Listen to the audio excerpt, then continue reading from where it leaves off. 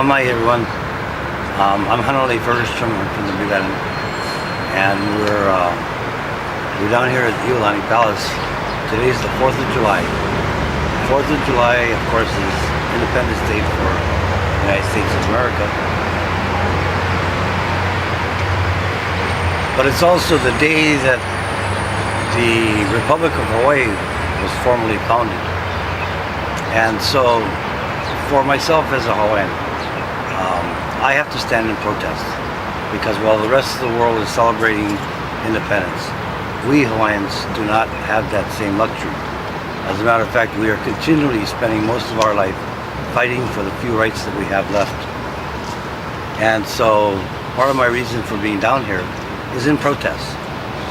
But it is also to stand with the Queen Liukalani, the last of our monarchs, who left us a very, very clear trail on how to move in a manner that's pono and in fact with laws. And so while we fight for the right to be heard and have our cases adjudicated, it shouldn't be a surprise to anybody just how hard it's been.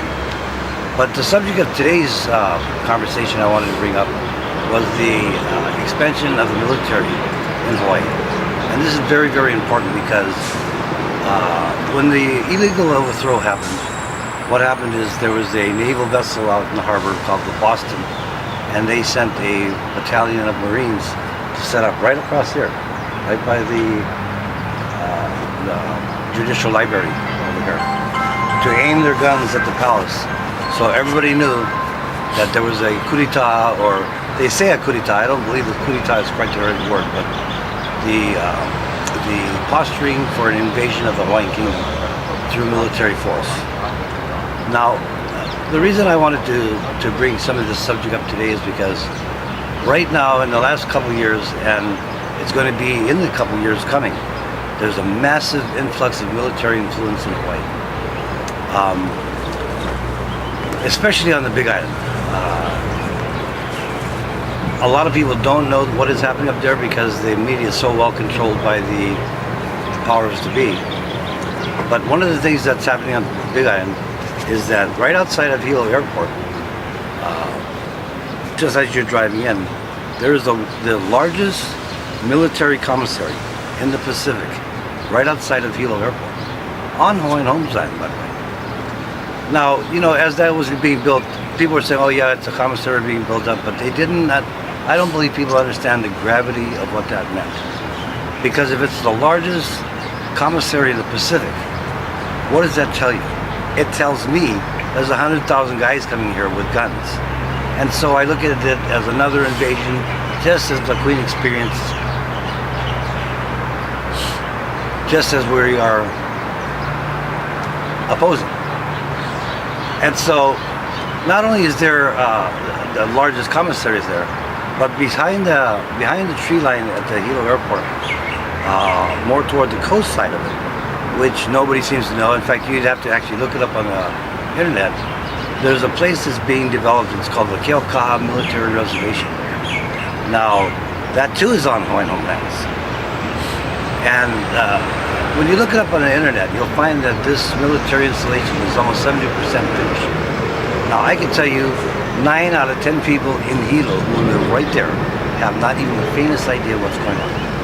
And the reason why is because they've been very keen to control the amount of information. They want to control that information so you can't make the protest in time to stop it. They're going to let you, in fact, I think they just started leaking it out last week, that we're going to see more military moving around. They're not telling you why, but if you had an opportunity to listen to my take on Puakaloa in a previous video, their intent is to be able to train 7,000 troops simultaneously for perpetual war. Now, I don't know if people are aware of this or not, but the United States had actually made an agreement with each other that the United States will remain in a perpetual state of war. This is a very alarming situation to me because, unfortunately, with the economics the way it is, and I actually think it's actually programmed that way, but with the economics the way it is, it leads a lot of our young people, especially when the cost of education is going up, the lack of jobs, it's really leaving a bad situation where those who want to move ahead have a tendency to lean toward the military because they can get benefits there. And certainly that's not a bad thing from an educational standpoint. But what's troubling to me is that there are no alternatives for our children.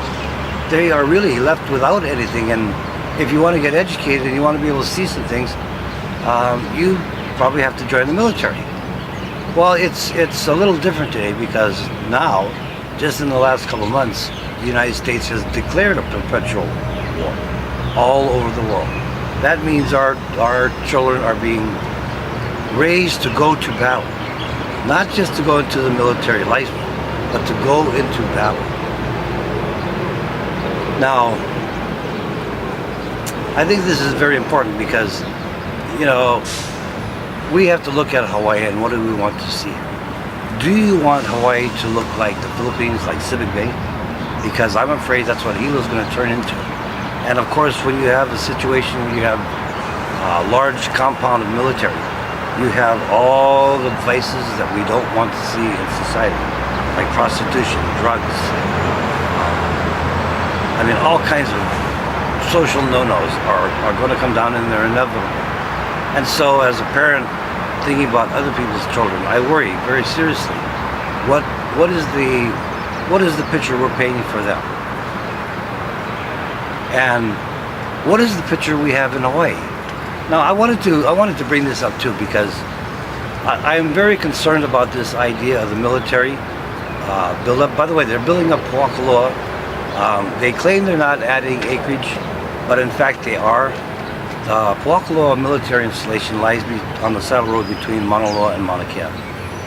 And it's been used for training for quite a few years, actually since before World War II. But it's been a very sporadic training area. One thing that happens there yearly, though, that is very, very troubling to us is what they call the Westpac. And Westpac is when different allies of the United States, along with the United States, come into Hawaii to train for live fire battle. And they do that training up in Puakaloa.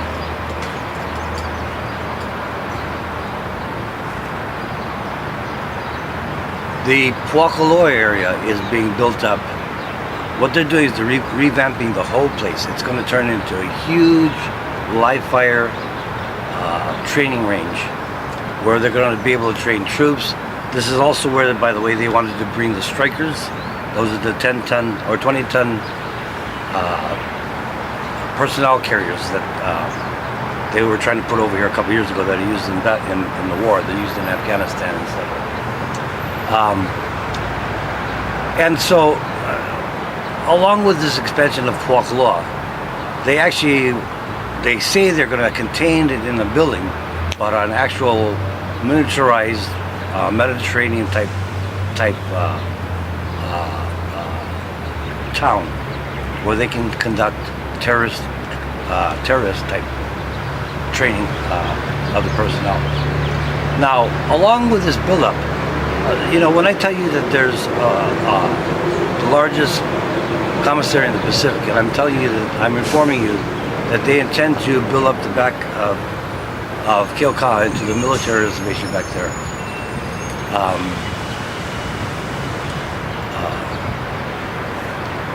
Again, like I said, they're going to be training up to 7,000 troops at a time, and it brings into question some other parts that I think is very valuable for us who look at the Hawaiian Kingdom and still believe that it has the right to be here.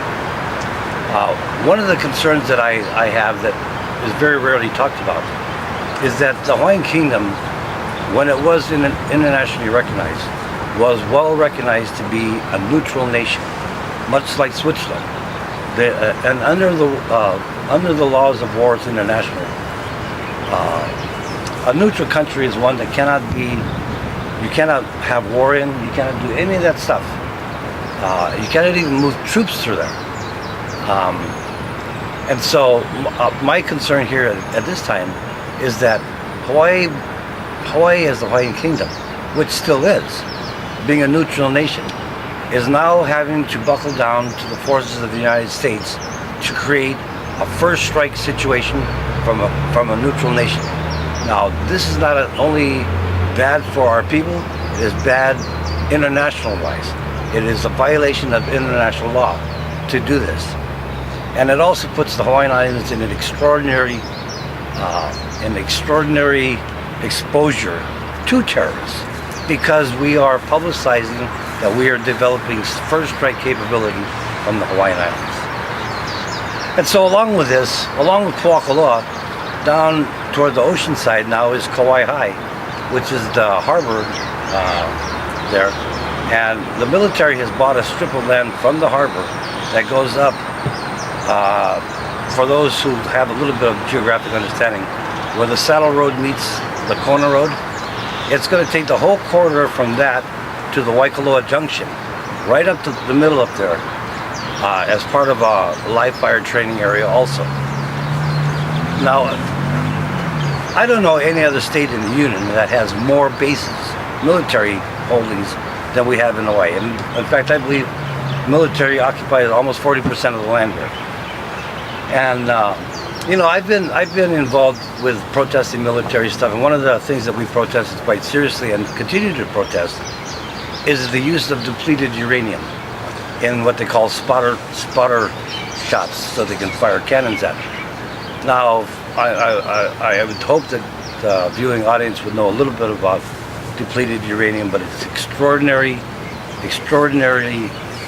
deadly. It's an extraordinary deadly thing that results from spent uranium. Yeah. But it has a life. I can't remember what the lifetime is, but it's like 4.5 billion years. 4.5 billion years, and that means wherever that DU hits, that area is going to be non-useful for thousands of years. Yeah. Now I find it very interesting that for the last 10 years we've been fighting with Puakaloa and the military to identify so we can have removed the depleted uranium from the Hawaiian Islands, and we have run into nothing but lie after lie after lie, as the military continually says that they don't use depleted uranium in Hawaii.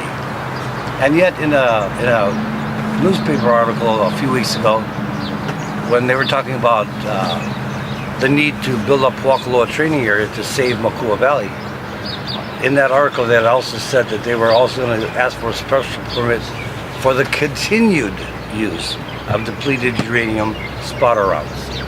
So if it's continued use, they are admitting that they have been using it, which they have been lying to us for the last 10 years. Of course, we knew that. How to prove it and how to rectify the situation is where we're having difficulty. But for those of you who are not even Hawaiian, that should be of concern to you, because depleted uranium not only hits the generation today, it gets into the molecular structure of the human body, and you'll pass that on to your children and your children's children and your children's children. Anyway, so also on the lines of that, now I'm going to say a few things that may be a little bit controversial here, because I don't have a way to point to evidence to, because I don't recall where I picked up the information.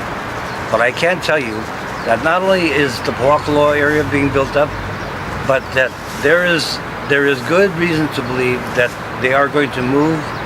This is again part of the military. They have plans to put in a submarine, aircraft carrier base and an aircraft carrier group into Hilo Bay. Now, when I talk about an aircraft carrier group, I'm not talking about simply a pier where they can land and maybe refuel. I'm talking about a group, which means all the maintenance facilities, the dry docking facilities, and such that go along with it. And it would mean, I believe, far more than one aircraft carrier. And so we have that. Now, that's Hilo, Puakaloa, Hilo Bay, and another one that's coming up here that they're just whispering about, but we have wind of already, is that the United States Air Force is considering building an airport or airfield out in the district of Kau. And so these are the things I just want to put people's heads up to, because again, this is what's happening in our islands. Now, we have to decide as a people, whether you are Hawaiian or not, what is the atmosphere that you think is most beneficial for your children to live in? And I bring this up because a lot of the questions that we raise with the military and ways with the manner in which they're moving, it should be of some concern to you, because if I live on the Big Island and I don't even know that 20 miles away there's a military base being put up, and I'm one of those who watch, how many of you don't know it at all? Yeah. And so I do this as a public service for not only the Hawaiian people, but people of Hawaii. Anyway, so that's the briefing for today on the possible military buildup. I hope you folks appreciate the few things we're able to share with you. And if you would like to contact me, you can reach me at hankhawaiian@yahoo.com, or you can call me on my cell phone, which is area code 808-938-9994. Okay? Reporting you from Iolani Palace, this is Hanalei Ferguson. Aloha mai. I'm a true born Hawaiian, yes, I'm a radical, and I'm fighting for my home. I am the roots radical, I am Hawaiian. Come and let y'all know I represent for my home. Spit straight from my dome, and you got to be crazy if you think that I'm alone, cause I'm not. Watch me educate through hip-hop. When the reggae skank drop, shake the body non-stop. I wanna rock, I wanna roll, wanna hear them sweet music on the stereo. When me come in the dance, see me cool daddy Rasta, Buffalo soldier, breathing on the danger. Watch yourself now, tell you what I'm working with my people in the pride you could never get. It's the infallible proof, they'll be compatible. Trace these back to the roots, we getting radical. Roots radical, I am Hawaiian. Come and let you know. American system, get I down. They desecrate our sacred ground. The Babylon system, get us down. Now where the hell do the righteous go? Cause I'm a radical. I'm a royal Polynesian, yes, I'm a radical. And I'm fighting for my home. In this radical time we need some radical changes. Radical music blowing up on the stages. You wanna know the truth, listen, this a one with the red eye, the dynamite and the kingdom.